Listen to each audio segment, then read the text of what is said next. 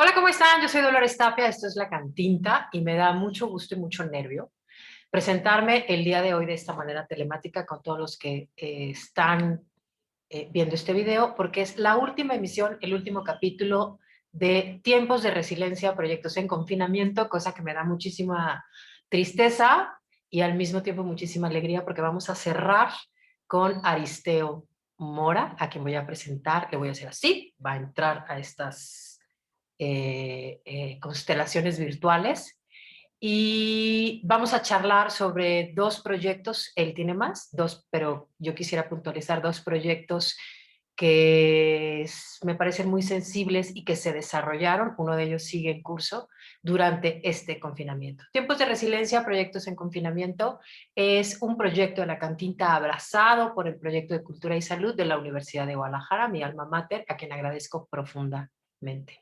Gracias a todos ustedes por haberse conectado a lo largo de esta serie. La Cantinta sigue su curso, van a ver la programación, la parrilla de programación que voy a preparar para el mes de abril. Por lo pronto les presento a el querido Aristeo Mora, quien es director, es un gran creativo de México. No puedo hablar de él de una forma pequeña ni local. Creo que Aristeo es una célula expansiva que provoca la reflexión en territorios escénicos desde varios lados. Estoy por admitirlo. De hecho, estaba viendo en redes sociales que Aristeo tiene su quórum. Me estaban preguntando que a qué horas era la charla, como es una grabación. ¡Hola! Me estaba aventando un monólogo. Hola, Dolores. Qué nervio me da entrevistarte, Aristeo. No, ¿por qué? No sé, por insegura. No, yo estoy muy contento, muy contento de Es estar la aquí contigo. inseguridad generacional mía. Ya, bueno, la compartimos. ¿Cómo estás, Ari? Que estás en el desierto. Sí, ahora mismo estoy en Cuatro Ciénegas y estoy aquí en medio del desierto en un oasis bellísimo y muy complejo. ¿Y qué estás haciendo de todo lo que haces allá? Bueno, pues acá estamos haciendo un proyecto que se llama Teatros del Paisaje y Ujú. es una pieza de teatro documental sobre justamente el Valle de Cuatro Ciénegas, que es un patrimonio natural mundial, sitio Ramsar, que es Wow, pues reconocido por pues ser como las Islas Galápagos de México, ¿no? Aquí se encuentran más de 70 especies endémicas, wow. únicas en el mundo, tortugas, peces, camarones, plantas, en fin, una diversidad muy impresionante. Pero este sitio está pasando actualmente por una situación de crisis medioambiental que lleva muchos años ya generándose, gestándose y que ahora mismo pues está pues empezando a ser ya muy difícil de resolver. Ujú. Entonces estamos haciendo un trabajo documental con la comunidad, con varias científicas y científicos. Y bueno, pues estoy aquí haciendo mi primera exploración formal con el Centro de Ujú. Investigación de la Universidad Autónoma de Coahuila y el Ujú. Ayuntamiento de acá de Cuatro Ciénegas, con la Secretaría de Cultura de Coahuila, la Secretaría de Medio Ambiente de Coahuila, en fin, con un montón de agentes que nos han estado apoyando para poder hacer este trabajo que pues consideramos que puede ser importante para la divulgación del patrimonio que tenemos en México y específicamente este patrimonio aquí en Cuatro Ciénegas para la misma población que a veces es incluso desconocido, ¿no? Wow, qué interesante, Aristeo. Pues de alguna manera hace en este confinamiento que no termina de terminar, ¿no?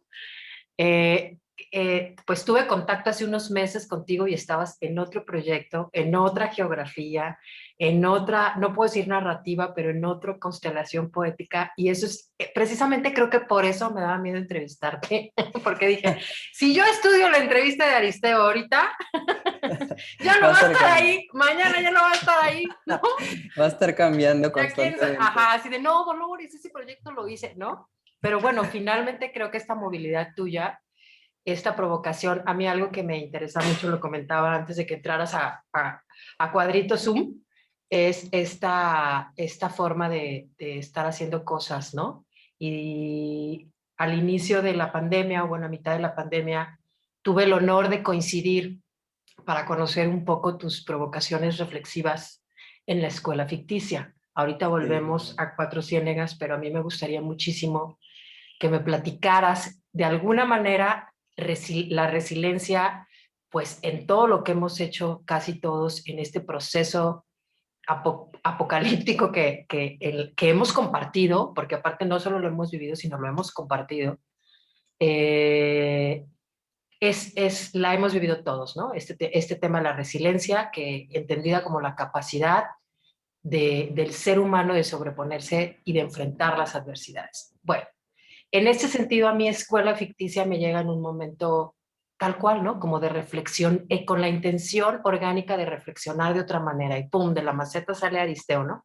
Y luego, en 2 meses viene el tema de cuerpos celestes, o sea, cartas sonoras para cuerpos celestes que al momento de programarte yo decía, ¿cómo le pongo? Si el título ya es una poesía, ¿no? El título mismo habla o sea, entonces, primera pregunta, platícame de escuela ficticia, que creo que el momento que yo compartí contigo fue un momento tuyo también en un arranque o en una reflexión dentro de la primera etapa, porque ya no sé en cuál vamos, de este confinamiento. Escuela ficticia. Sí, pues sí fue, o sea, yo creo que lo que compartimos en Escuela Ficticia para mí también cayó en un momento bien importante de mi vida. Y lo que sucedió en esa experiencia, pues cambió muchas cosas sobre la manera en la que yo estaba viendo mi confinamiento. Pero bueno, te cuento un poco como de la historia de la escuela ficticia para ubicar y Claro, luego les cuento las características de la edición de este año, del año pasado y la de este año, ¿no? perfecto. La escuela ficticia es un proyecto que surgió a partir de pues un proceso de vida y de trabajo de muy largo aliento que inicié en el 2015, que se llama Prácticas de la Imaginación, que es un proyecto con el que comencé a diseñar juegos que de alguna manera podían servir para interferir en la vida y en la cotidianidad de las personas, ¿no? Que queríamos de alguna manera repensar nuestra manera de relacionarnos, nuestra manera de ver el entorno en el que estamos, nuestra manera de actuar en él, ¿no?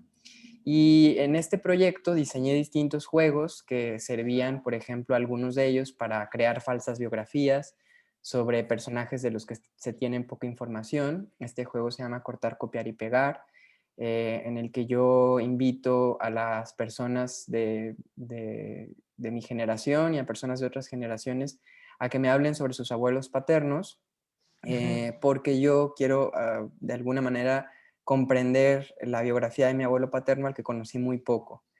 Y bueno, lo que hace la gente es venir a una galería, hacer una entrevista conmigo, tomarse un café, contarme sobre la historia de sus abuelos. Y yo con toda la información que recopilo, corto, copio, pego, hago una biografía con toda la información que me regalaron para mi propio abuelo. Y la pieza final es una escena en la que yo leo esta biografía hecha de pedazos de las historias de otras personas para de alguna manera hacer un retrato de, de lo que pues es la figura de, digamos, de nuestro abuelo paterno, ¿no?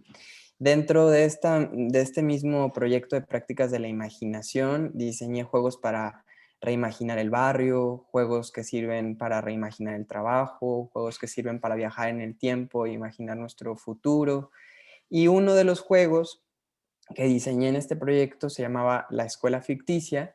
Lo diseñé específicamente para el Museo de Arte de Zapopan y pues el proyecto consistía en reimaginar los modelos educativos de las artes a partir de las mismas herramientas de distintos artistas que fueron invitados, convocados a este proyecto, ¿no? En esa experiencia lo que hicimos fue diseñar un modelo que fue bellísimo, que aplicamos de forma ficticia durante un par de días. Y yo me quedé como tan fascinado por lo que sucedió allí, por los saberes que se compartieron, por las posibilidades y las potencias tan interesantes que surgieron de esta posibilidad de imaginar otro tipo de escuela para las artes, que decidí continuar con el proyecto y lo comencé a hacer en espacios muy diversos. Uno de esos espacios era mi propia casa. Entonces los fines de semana invitaba a la gente a desayunar y mientras desayunábamos diseñábamos máquinas para viajar en el tiempo, o nos reuníamos a escribir cartas de amor, o nos reuníamos a reinventar la polis. Y el proyecto pues se siguió haciendo durante algunos años hasta que el Centro de las Artes de Guanajuato me invita a pensar en el contexto de la pandemia una escuela ficticia que de alguna manera pueda pues atender a la necesidad de resiliencia que estamos como teniendo en un momento tan complejo como el que estamos viviendo. Y a partir de eso pensé en lo interesante que podría ser em, repensar la manera en la que nos estamos relacionando con nuestro entorno inmediato, ya no solamente a través de la virtualidad, pues teniendo contacto con otras personas vía telemática, sino también con esta virtualidad y esta nueva relación que se estaba dando con los objetos, los espacios que nos rodean en el confinamiento.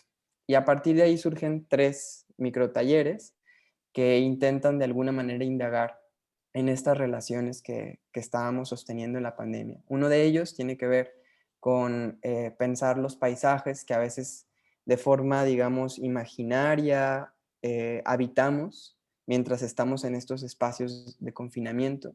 Incluso los mismos paisajes que nos rodean en nuestra casa, los micropaisajes que habitamos, ¿no? Para comunicarnos con ellos y de alguna manera establecer una relación en la que podamos desentramarlos y comprender qué estamos proyectando a través de ellos, qué es lo que nos están dando esos paisajes que nos cambian la manera en la que cotidianamente nos comportamos y para hacer hablar al paisaje de alguna manera, ¿no?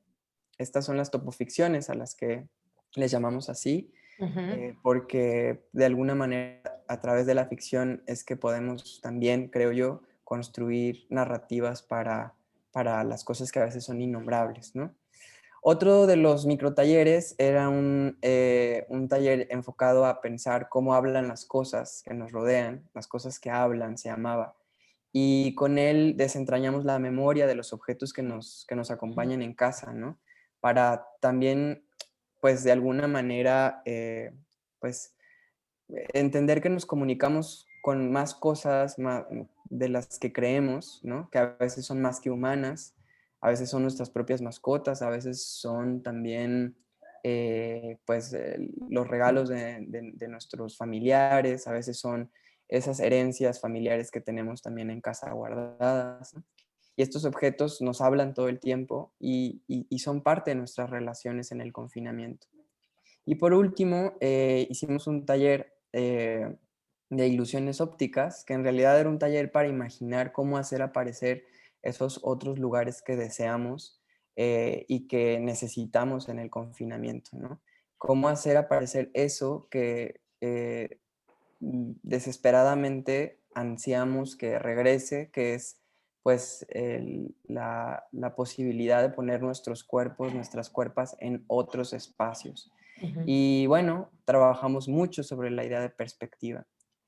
Este conjunto de talleres digamos, lo realizamos en este periodo de confinamiento y lo que pasó, pues tú lo viviste conmigo, ¿no? Fue una experiencia de mucha intimidad, de mucha, mucha intimidad, en la que compartimos memorias muy personales, en la que nos compartimos desde nuestros espacios, desde nuestras imaginaciones, desde lo que deseamos que llegue para después del confinamiento o a pesar del confinamiento.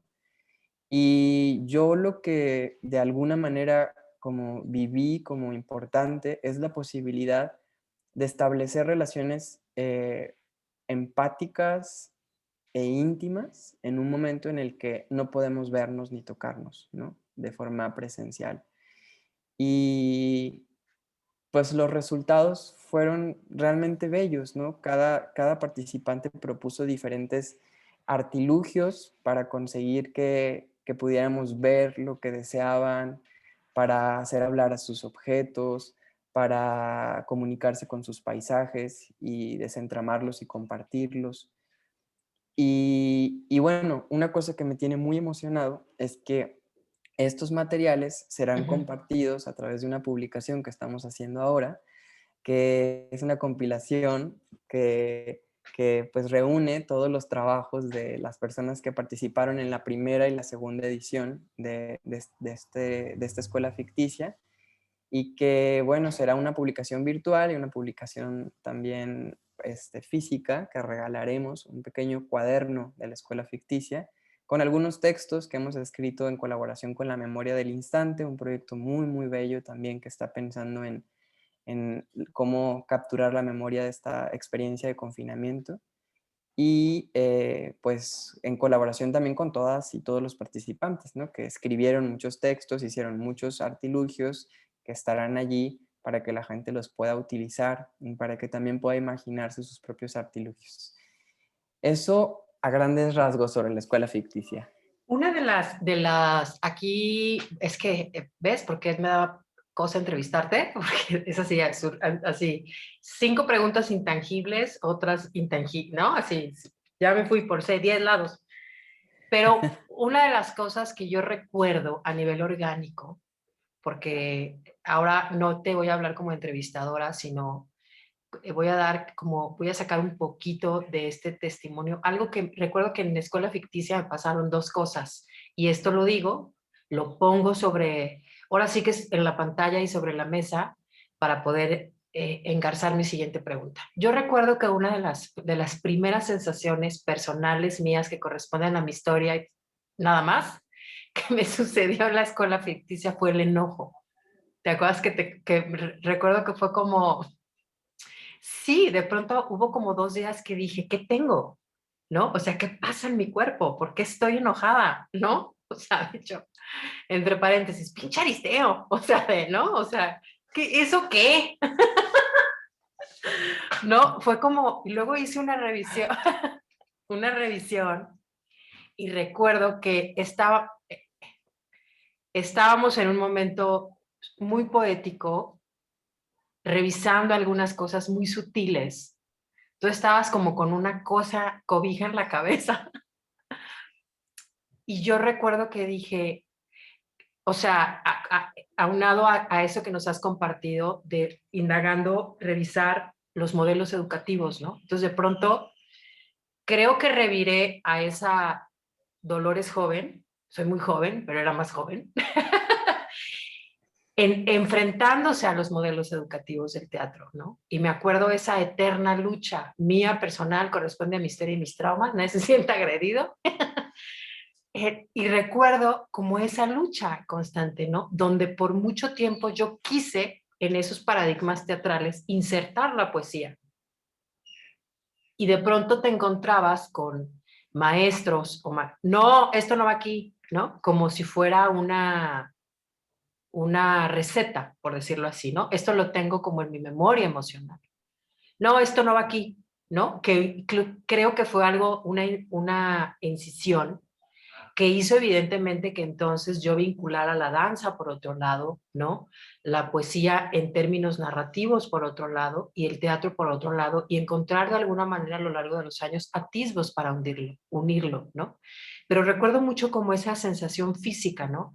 Y cuando de pronto entro a escuela ficticia y tú estás, hace una que abro una puerta y tú estás en un pinche laboratorio haciendo como todo eso, y aparte hay un chorro de secuito, o sea, así es el mundo. Entonces, se das cuenta que yo entro y dije, ¡ay! Llegué tarde al mundo, bye, ¿no? O sea, como que dije, ¿qué enojo me da esto? O sea, algo pasó, pero no logré descubrirlo hasta en 2 o 3 días después. Y entonces, todo esto lo cuento, porque entonces tú me hablaste de la valentía y de la perspectiva. ¿Sí me explico? Y esta es que me parecen, haz de cuenta que creo que es algo que me diste en la mano, ¿no? O sea, que fue como la perspectiva y la valentía, ¿no? En el hacer del artista.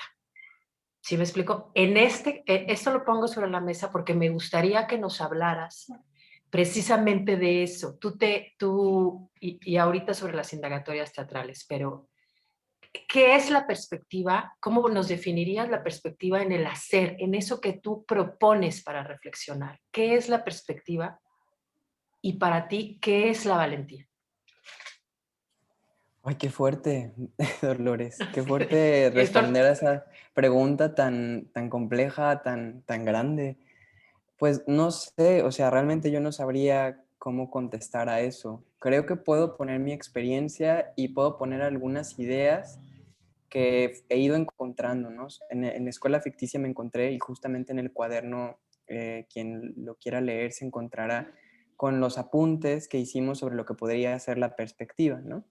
Pues históricamente sabemos que la perspectiva es una invención del Renacimiento, eh, de Brunelleschi, y que es una forma de mirar el mundo. En realidad es una tecnología para mirar el mundo, la idea de perspectiva, ¿no? Es una herramienta con la que pudimos, no sé si para bien o para mal, pero pudimos como abordar nuestra existencia en el mundo desde un lugar en el que hay una posición para mirar, y desde esa posición es desde la que podemos ver lo que, lo que de verdad queremos, lo que en este momento se entendía que era la verdad del mundo, ¿no?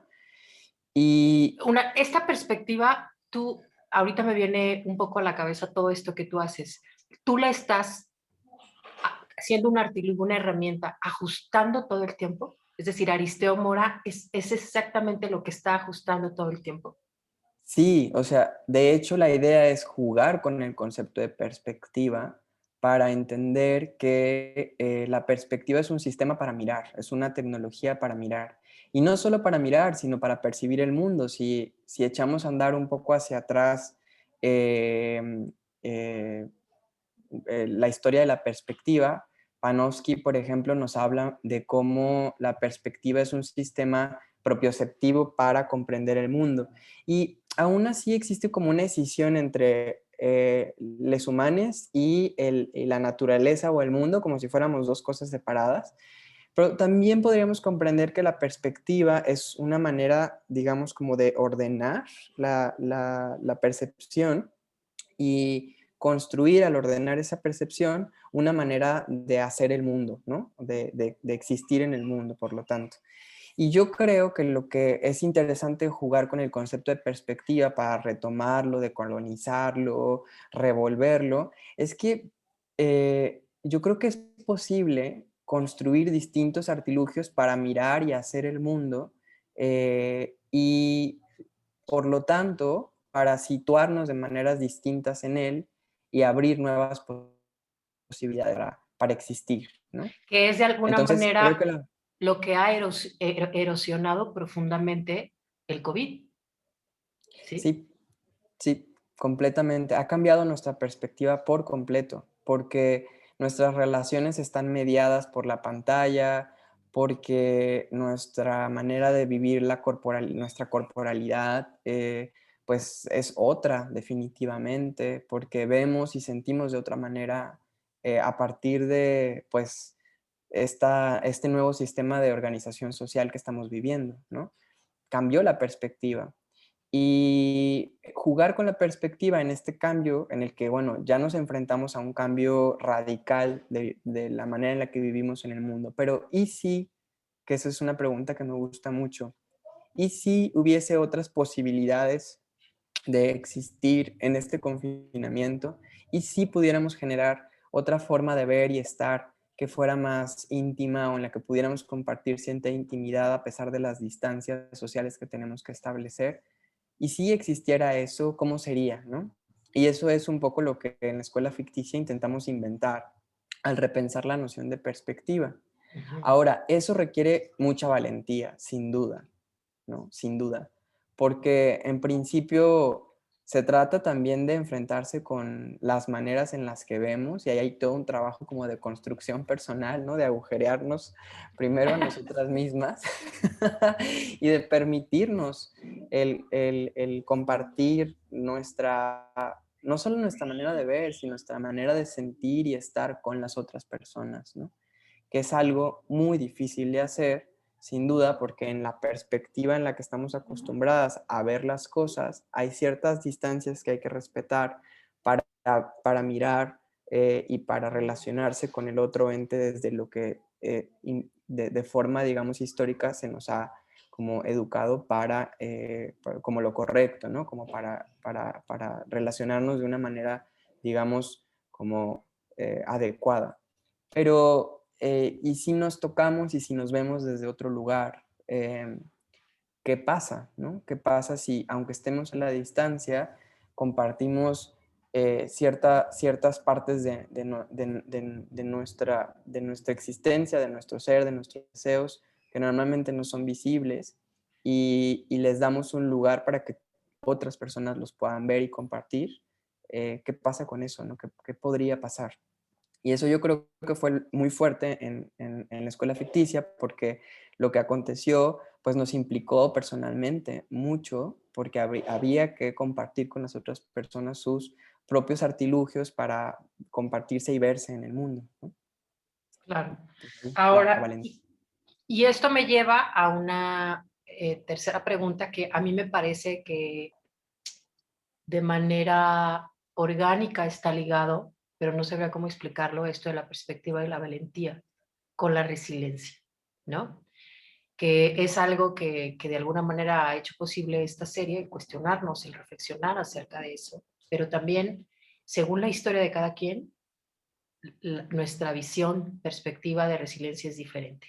Yo quisiera que nos compartieras durante este confinamiento, tú como creador, con esto que has hecho en escuela ficticia, tu vida personal, ¿no? Que de pronto también estamos en un momento histórico donde lo personal se volvió público, ¿no? A partir de estos dispositivos y también de otras nuevas narrativas. Los momentos resilientes de Aristeo Mora durante este confinamiento. Uy. Claro. Dolores, no sé. ¿Qué? Bueno, muchos y muy distintos, pero yo creo que un momento como de restitución simbólica sobre lo que estamos viviendo en el confinamiento, lo viví sin duda con Cartas Sonoras para Cuerpos Celestes. Ok. Ujú. Porque una cosa es entrarte por las noticias y generar una paranoia a partir del flujo de información que corre por las pantallas. Y otra cosa es escuchar de viva voz de las personas que están atravesando situaciones de crisis de salud, pérdida de familiares, de seres queridos, las imposibilidades de tocar a sus personas más cercanas en el hospital, la imposibilidad de hacer un rito de despedida. Otra cosa es entrar en contacto directamente con esas historias y escucharlas de la voz de las personas que las están viviendo. Como de repente la voz de estas personas que recibimos en estas cartas sonoras resonó muy hondamente en mí, caló por completo todo mi ser, lo cimbró y me hizo comprender corporalmente la dimensión del problema que estamos viviendo. Claro. Y eso parece contrario a lo resiliente porque parece como que me metió en un problema o fue conflictivo, pero en realidad a mí me permitió situarme y comprender y de alguna manera a partir de ahí también Ujú. dimensionar y ubicarme, ¿no? Yo creo que ese fue un momento muy importante como de resiliencia para mí, como de recuperar mi fisicalidad en esta experiencia tan bizarra que estamos viviendo, en la que todas las noticias y todos los datos nos pasan enfrente, pero parece que no tenemos tiempo de procesarlos físicamente ni de forma, digamos como compleja, ¿no? Completa. Yo, o sea, yo he vivido la experiencia de tener un familiar enfermo. Afortunadamente no, nadie de mi familia ha fallecido, ni ningún ser familiar o amigo muy cercano, ¿no? Pero, pero yo no había procesado lo que me estaba pasando en la pandemia. Yo creo que la resiliencia tiene que ver con la capacidad también de comprender, como de Ujú. situarte y Sí, de eso me reorganizar. resuena mucho que me dices, te situaste, ¿no? Y entonces comprendiste, y entonces a partir de ahí la resiliencia, no antes, ¿no? Sí, sí, creo que eso ha sido bien importante para entender qué está pasándome ahorita. Y bueno, a partir de eso también, pues surgieron muchas otras cosas en mi vida, ¿no? Como por ejemplo la relación con mi madre y con mi padre se estrechó mucho más porque yo necesitaba como un cariño y un cobijo que ya mi red de apoyo no me podía dar del todo porque pues solo nos podíamos ver por la pantalla. Entonces estar con mi madre y con mi padre en su casa, con toda la distancia que involucra, ¿no? Tener que estar con personas que están en una edad más vulnerable, Claro. pero con la posibilidad como de acompañarme, también creo que fue un momento de resiliencia, ¿no? Como yo creo que acompañarnos es importante para poder también como cuidarnos, o sea, cuidarnos con la compañía de otras, ¿no? Y eso a mí me permitió también como de alguna manera eh, comprender, reubicarme y vivir mejor este proceso que estamos atravesando. Pues de alguna manera tú titulaste esta charla, ¿no? Otras maneras de acompañarnos, ¿lo recuerdas? Sí, Y de alguna manera lo que me estás diciendo, corona, corona sin querer la siguiente pregunta, que es precisamente sobre cartas sonoras para cuerpos celestes, ¿no? Que parece que vienes hablando de la resiliencia y de pronto sacas este proyecto a la luz en esta charla. Y a mí me pareció uno de los proyectos más bonitos, más con mayor sentido o que más de los que he nombrado durante esta pandemia, ¿no? O sea, todo proyecto corresponde a una historia, ¿no? A un camino donde se viene indagando. Pero a mí, Cartas Sonoras para Cuerpos Celestes me pareció, pues a mí me parecía una visión ultra poética, ¿no? De hacer que cayeran palabras del cielo para la gente que no encontraba consuelo. A mí, yo te había propuesto esta palabra del consuelo, porque fue un poco lo que me dio. Mira, lo estoy descubriendo. Creo que Cartas Sonoras para Cuerpos Celestes, lo que cayó bien proyectada, me dio como consuelo, ¿sabes? Así de, vamos a intentar hacer una entrevista seria. Pues no. El, háblame de Cartas Sonoras para Cuerpos Celestes, que sé que no es un proyecto que hiciste tú solo. Nos estás antes compartiendo un poco de dónde antecede. ¿Qué sucede con este proyecto? Y después de que se transmite por las radiodifusoras del país, ¿qué pasa? ay, este proyecto ha sido, sí, a mí me ha atravesado personalmente de una forma, sí, yo creo que como muy pocos proyectos en mi vida, ¿no? Eh, pues a ver, la historia un poco del proyecto es que Mariana Gándara de la Cátedra Bergman y Geo de Cultura UNAM nos contactan a Isabel Toledo y a Uh mí -huh. y, y nos cuentan que este año en el marco del memorial que normalmente hace la UNAM con una mega ofrenda, Uh ¿no? -huh. Pues va a tener que ser pues, una experiencia muy distinta porque pues no hay posibilidades de reunirse físicamente, no puede haber ninguna instalación, no se puede hacer esta mega ofrenda y entonces piensan como en otra manera de hacer este ritual pues de despedida y de diálogo pues, con nuestros seres fallecidos, ¿no? Y Isabel y yo comenzamos una conversación larga sobre lo que podía ser un proyecto memorial que pudiera funcionar como un espacio para depositar esas palabras que necesitan ser dichas en un momento en el que no podemos ver a nuestros familiares, a los familiares que están muriendo, o no podemos incluso practicar actos rituales, ¿no? Y además, bueno, Eso es una eh, gran pérdida, ¿eh? O eso es sea, una gran pérdida porque realmente un poco Antígona, ¿no? Como el ritual funerario es realmente importante para poder ubicar a esa persona en un lugar como simbólico en tu vida, ¿no? Como es necesario darle sepultura y poder despedirte. Ese ritual de Aparte, despedida es... los rituales nos conectan a nosotros como hombres con lo sagrado.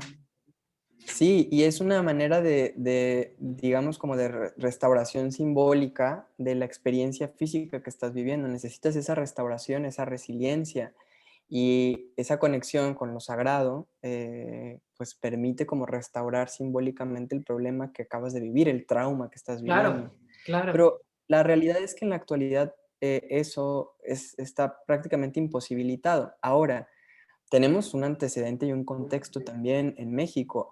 México es un país de desaparecidas y desaparecidos, ¿no? México es un país atravesado por una violencia en la que muchísimas madres y muchísimos padres, hermanos, hermanas, han perdido a sus seres queridos que han desaparecido y no les han podido dar un ritual, no les han podido dar una despedida y no han podido restaurar simbólicamente eso, ¿no? Además, arrebatado violentamente. Isabel y yo pensábamos, claro, hablar de restauración simbólica, hablar de ritual de despedida en un país como México es muy complejo. Y en esta situación todavía, digamos, es más complejo, ¿no?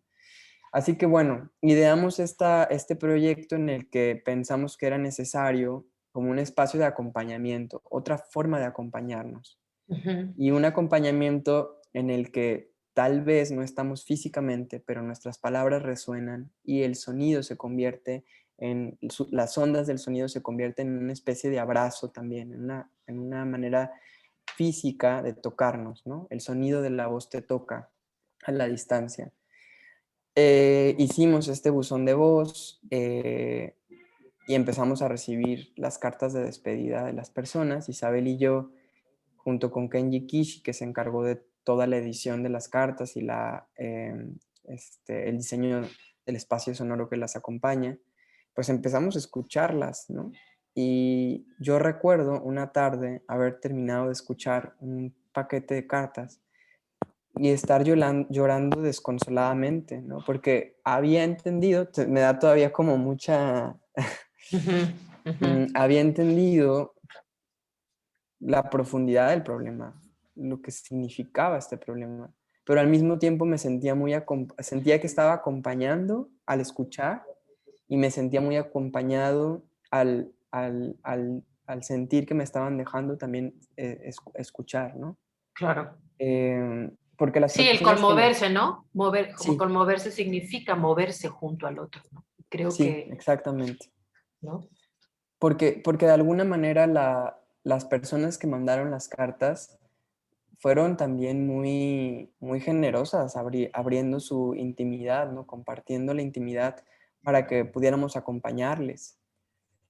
Y al final, uno de los actos simbólicos más importantes del proyecto, yo creo que es que estas cartas viajan a través de las ondas de radio hacia el espacio y, y de alguna manera le dan como un lugar simbólico a la despedida y a la persona de la que te estás despidiendo, ¿no? Que está, que se va al cielo o que se va al espacio y en donde la puedes depositar y mirarle cuando quieras, ¿no? Entonces, pues yo creo que esa experiencia em, ha sido muy estremecedora y muy necesaria para quienes la hemos hecho, pero yo creo que ha sido también muy, muy necesaria para las personas que la han podido utilizar para despedirse, ¿no? Lo que ha pasado es que muchas personas nos han escrito, nos mandaban las cartas agradeciendo de tener un espacio para poder hablar por última vez con sus seres queridos, ¿no? Como de forma simbólica, pero parecía que era como un canal de comunicación. Y hay cartas muy bellas que son conversaciones con la persona de la que se despiden.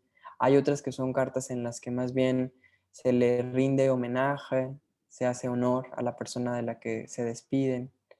Hay otras que son poesía, hay otras que son, pues, más bien una especie como de anecdotario, de memorias para, para recuperar como la historia de esa persona. Hay una diversidad enorme, ¿no? Pero la mayoría creo que fueron cartas que de alguna manera son catárticas, conmovedoras, ¿no? Que te mueven que te permiten restaurar pues el problema de manera simbólica, ¿no? El trauma de la no posibilidad de la despedida. Sí, de nombrarlo, ¿no? También, o sea, creo que esto, hace ratito en tu respuesta me venía a la mente todo esto del ritual, que es esta conexión con lo divino, también el darle como ese espacio al acontecimiento, al hecho, al trauma o a la oración, o, ¿no? Como depende del universo de cada quien. Sin embargo, le das espacio a lo que no se nombra, ¿no? A lo mejor con otro hecho, hablabas hace un momento de los desaparecidos, ¿no? Y parece eso, ¿no? Que de pronto los desaparecidos no están muertos ni son desaparecidos. O sea, es otra dimensión. Ese es un concepto que se encuentra en otra dimensión, pero creo que gran parte de lo que alimenta esa otra dimensión es no nombrarlos, ¿no? Y lo que no se nombra está y alimenta, se alimenta de otra manera y alimenta otras cosas en otra dimensión, ¿sabes? Entonces el hecho de, a mí me parece, cartas sonoras para cuerpos celestes, me parece que hace que se nombre por, ¿no? Que se nombre, que tenga espacio, esa dimensión, ¿no? Creo que es un poco así como lo puedo articular. ¿No? Y que es súper necesario. Por ejemplo, ya se transmitió, me parece que en diciembre, y si alguien que nos está viendo quisiera escucharlo o ya no se puede, o hay algún sitio web donde se pueda acceder. Sí, están bueno, en la fonoteca está resguardada, van a estar resguardados todos los audios. Ok. Ahí se podrán consultar en la Fonoteca Nacional. Pero además hay varias radios este, virtuales que hicieron las transmisiones y están grabadas también. Entonces se puede consultar el listado de las radiodifusoras en la página de la Cátedra Bergman. Y ahora la primicia es que el proyecto se repetirá, lo lanzamos la semana que viene. Ah, ok. Vuelve a hacer el proyecto y estaremos recibiendo cartas eh, a partir del 12 a partir del 12 de abril y Es como la segunda edición, podemos llamarlo. sí, va a ser una segunda edición. Estoy buscando acá las fechas para contártelas bien. Okay. Estaremos recibiendo cartas del 12 al 18 de abril y las transmisiones se harán a finales de mayo en el marco del Festival El Aleph de la UNAM en diferentes radiodifusoras de todo el país, que también van a poder encontrar allí tanto la convocatoria en la página de la Cátedra Bergman y del Festival de Aleph, para mandar su carta, si quisieran enviar una carta, y también van a estar ahí las radiodifusoras y las fechas en las que se va a transmitir nuevamente durante horarios nocturnos en todo el país las cartas que recibiremos en esta segunda edición, ¿no? Cartas sonoras para cuerpos celestes, seguirá siendo el título, ¿cierto? El Exactamente. nombre que ahora es. Aristeo, ¿cómo imaginas en esa dimensión donde provocas constantemente, a partir de tus inquietudes, reflexiones sobre el arte escénico, ¿no? Donde tu territorio pueden ser a veces más las artes vivas, a veces la arquitectura, a veces el pensamiento solamente? ¿Cómo observas, cómo miras un teatro post-pandémico? Bueno, eh, yo creo que definitivamente desde hace muchísimo tiempo la idea de teatro, de la disciplina teatro específicamente, no la idea de teatralidad, sino la disciplina teatro, eh, ha dialogado constantemente con otras formas de hacer y con otras tecnologías y con otras disciplinas. Y el teatro, digamos, la disciplina teatro ha evolucionado de una forma brutal en los últimos años, ¿no? Yo creo que un parteaguas muy importante es Piscator y Brecht, ¿no? Con su mirada sobre este teatro político y social, que le ha dado, digamos, un, un giro muy importante a la noción de teatralidad. Y creo que a partir, por ejemplo, de las experiencias de Piscator, las tecnologías han sido incorporadas en la escena, ¿no? De una manera muy, muy distinta a lo que sucedía antes de sus primeros experimentos. Creo que el constructivismo hizo una labor también muy importante para pensar eh, en cómo la tecnología hacía parte, otras tecnologías hacían parte de esa tecnología a la que llamamos teatro. Y, y yo creo que la evolución histórica de la inclusión de la tecnología en el teatro ha sido, digamos, por mucho anterior a lo que estamos viviendo actualmente. Ujú.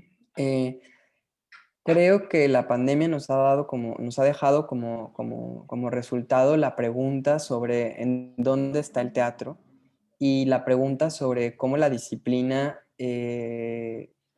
pues se puede enfrentar en su rigidez a la necesidad de pensar otras teatralidades, ¿no? Digamos, el concepto de teatralidad en las artes vivas, el concepto de teatralidad en la Ujú. arquitectura, en otras disciplinas, eh, desde hace tiempo que estaba abierto a adaptarse y a cambiar y a formar parte de una manera, digamos, como casi orgánica del pensamiento de estas otras áreas, en estos otros ámbitos, ¿no? Claro. Pero en el teatro, lamentablemente, la disciplina, la escolaridad, la manera en la que se estudia y se enseña teatro, yo considero que es muy estrecha, ¿no? Ha sido muy estrecha. Ha primado ciertas tecnologías y ciertas particularidades que a mí incluso me parecen nocivas o dictatoriales, ¿no? Esas aseveraciones en las que se dice que si no hay actores no hay teatro, o que si no Ujú. hay un cuerpo delante no hay teatro, a mí me parecen por lo menos preocupantes, ¿no? Porque a nivel político significa muchas cosas, es decir, el Claro. mundo es de una sola manera y no hay manera de cambiarlo. Y yo creo que un teatro pospandémico que yo deseo es un teatro que desde la disciplina reconoce la necesidad de abrirse a una diversidad y a una manera más situada de hacerse en el mundo, ¿no? Un teatro situado es lo que yo imagino que puede ser un teatro pospandémico y eso significa un teatro que puede subsistir en la relación, en las relaciones entre muchos tipos de tecnologías, no solamente digitales. eh, un teatro que puede acontecer a la distancia, un teatro que reconoce todas las teatralidades, que es diverso, que es incluyente, y sobre todo un teatro que no prima la disciplina, sino que prima o que pone el foco en el lugar, en el lugar en el que trabaja, en el problema en el que trabaja, para encontrar maneras de abordar eso que sean las más pertinentes, las más adecuadas, ¿no? Las más éticas. Eso me imagino como un teatro pospandémico. Espero que esta pandemia nos enseñe eso. Creo que esta pandemia le ha enseñado mucho a la educación, ¿no? Ha puesto en crisis todo el modelo educativo que tenemos. Y yo esperaría que esta crisis también simbre a la disciplina teatro y que Claro. nos permita imaginar un teatro más diverso. Aristeo, es obligado que te pregunte en algún momento, en un contexto de trabajo en la escuela ficticia, en estos temas que salían y surgían y las ideas, eh, me parecía que en ese momento de la pandemia, a mí me parecía que por primera vez en mucho tiempo en México estábamos poniendo sobre la mesa de una manera, si no consciente, real, de preocupación real, el tema de la salud, ¿no? Lo cual era un discurso que a mí me parecía también profundamente revolucionario. O sea, en un México que bueno, hay que ver cómo nos alimentamos, ¿no? Y cómo nos vamos a alimentar después de la pandemia, hay que ver cómo reflexionamos sobre el sistema inmune antes y después de la pandemia, ¿no? Como esas cuestionamientos empezaron a surgir. Mi pregunta es, eh, ¿cómo observas tú la reflexión del arte y la salud actualmente y cómo lo visionas a futuro? Ay, Dolores. Qué complejidad, sí. Digo, en Bueno, un ejercicio salió, ¿no? ¿Te acuerdas que te comentaba? Es que esto tiene, ya va junto de la mano, o sea, y de alguna manera el proyecto de la Universidad de Guadalajara que abraza esta serie es cultura y salud, ¿no? Que claro. entendiendo la cultura como transversal a todo y la salud también, ¿no? ¿En qué puntos se tocan? ¿O cómo podríamos reflexionarlo? Quizá ahí podríamos entonces pensar otra nueva perspectiva. Yo In- recuerdo hace varios años, cuando yo estaba estudiando todavía la carrera en la RESAD, recuerdo que fui a una fiesta, ¿no? Y había como muchos arquitectos y diseñadoras y entonces yo me acerqué a una conversación y estaban hablando de un proyecto arquitectónico y yo pensé, wow, qué responsabilidad, ¿no? Construir un edificio, qué responsabilidad. Y lo comenté, les dije, claro, es que como arquitectos, como arquitectas tienen una responsabilidad enorme, yo creo que mucho mayor a la que tenemos como artistas, nosotros que hacemos teatro, ¿no?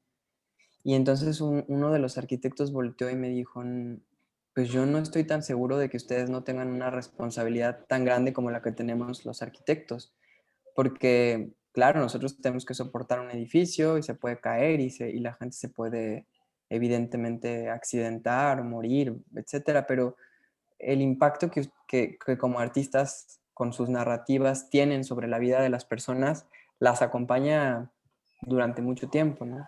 Durante toda su claro, vida muchas veces. Y ahí hay una responsabilidad enorme sobre qué es lo que acompaña a las personas durante sus vidas, qué historias se quedaron resonando en sus cuerpos, en sus cuerpos, y cómo esas historias les van a hacer como resonar con el mundo y relacionarse con las cosas. Hay una responsabilidad enorme por parte de las artes, me decía el arquitecto, ¿no? Entonces, a partir de ahí yo me quedé como muy, o sea, como conmocionado sobre la responsabilidad que como artista podía tener. En ese sentido claro, pienso que de alguna manera las prácticas artísticas pueden ser no solamente relevantes, sino fundamentales para la salud mental, para la salud de la vida, para pensar la vida, para pulsar la vida, para que la vida sea lo primero que se pone eh, frente a... Y, yo creo que la práctica artística puede tener esa responsabilidad también. Eh, Puede ser claro. una responsabilidad en la que de manera simbólica podamos apostar por cómo en un espacio de violencia seguimos persistiendo para estar vivas y vivos.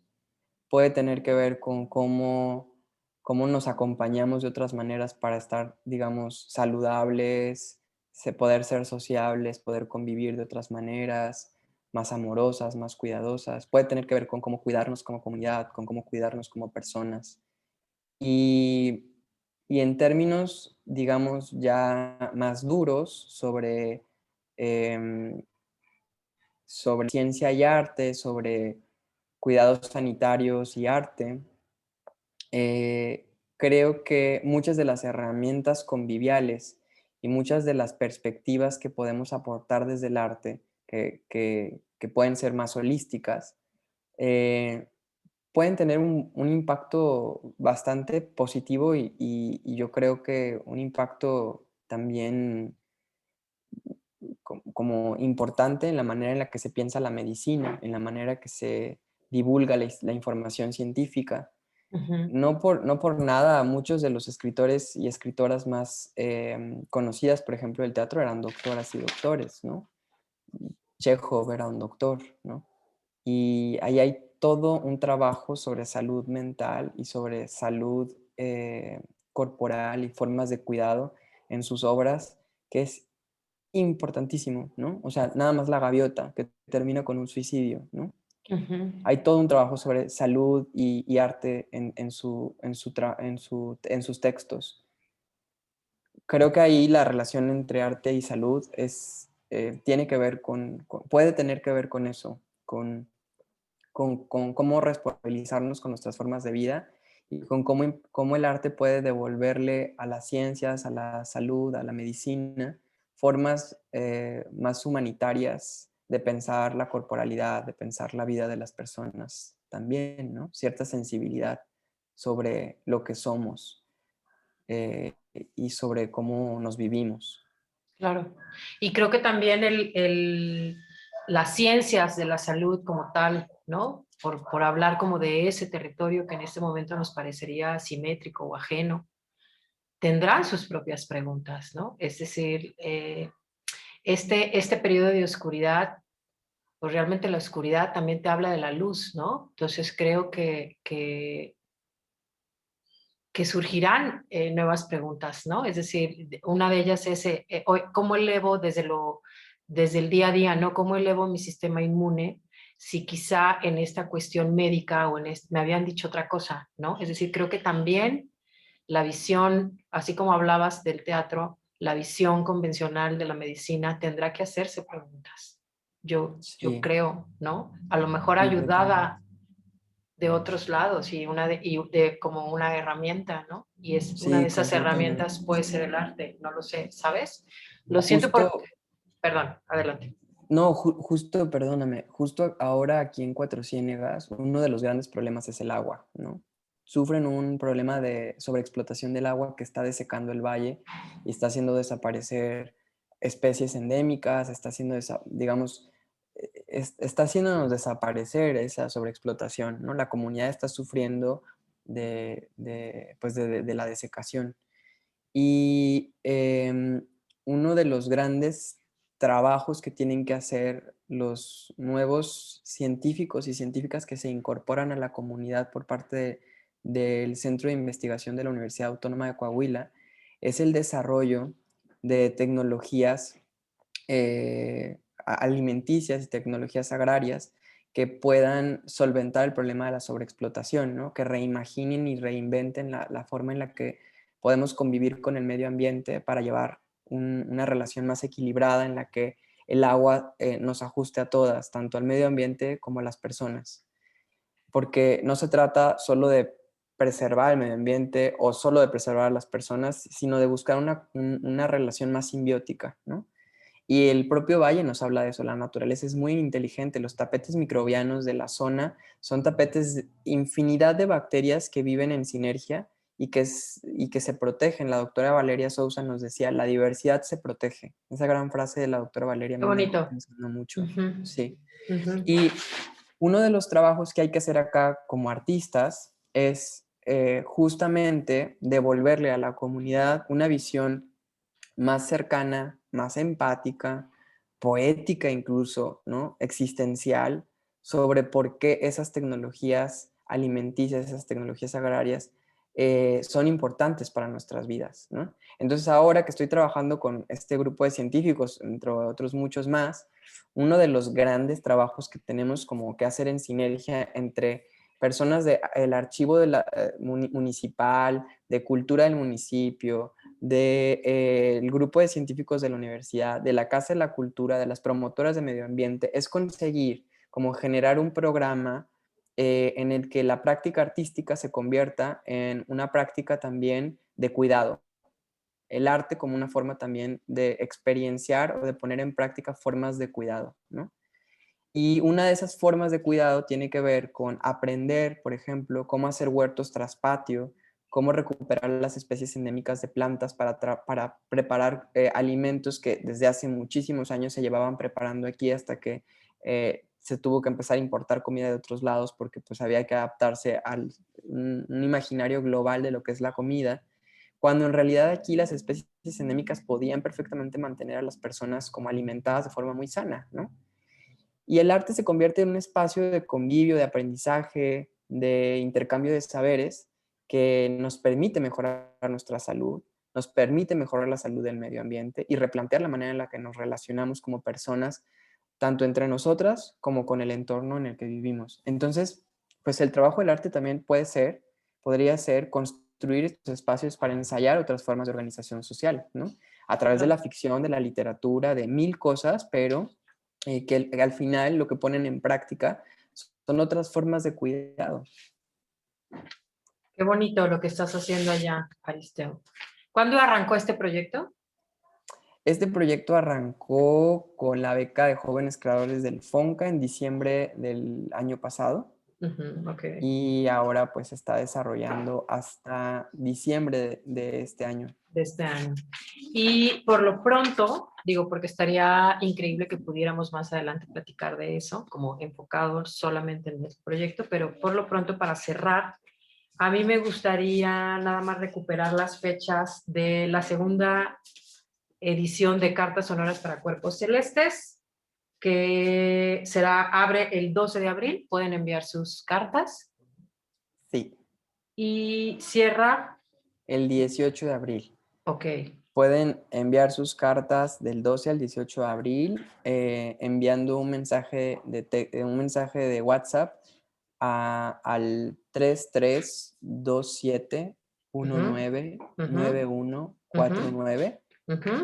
En estas fechas, del 12 al 18 es cuando estaremos atendiendo. Pueden mandar su nombre a ese WhatsApp y les llegará un mensaje de voz con las indicaciones para grabar su audio. Si necesitan más información, pueden buscarla en la página de la Cátedra Bergman de la UNAM y en la página del Festival El Aleph también del UNAM. Aristeo, tengo muchas más preguntas, pero ya no tengo tiempo. Mira, estas no las palomeé. O sea, quería hablar también de tu amor a docuficcionar, invencionar, sobre tu amor a la biografía también, para qué sirve, pero yo creo que eso va a ser en otro programa, ¿sabes? Esto que te interesa mucho del teatro y otras vidas, ¿no? De ensayar otras formas de vida y que el teatro pueda ser una herramienta también. Pero digo esto sin preguntártelo expresamente para que la gente y la audiencia se quede con atisbos para que te busquen en redes y para que busquen tu trabajo. ¿Algo más que quieras agregar? Nada, nada, muchas gracias por esta conversación tan bonita, Dolores. Y qué bello encontrarme contigo. Qué padre. Pues nada, espero que sea también Ya pues no me muy quedo a medias, pero interesante. eso está padre porque me da la sensación de que siempre habrá un mañana, ¿no? Esto continuará, sí, Ajá. evidentemente. A ver dónde te encuentras, ¿no? Para la próxima. Sí, Te mando un beso. un besote, Dolores. Muchas gracias. Besitos, chao.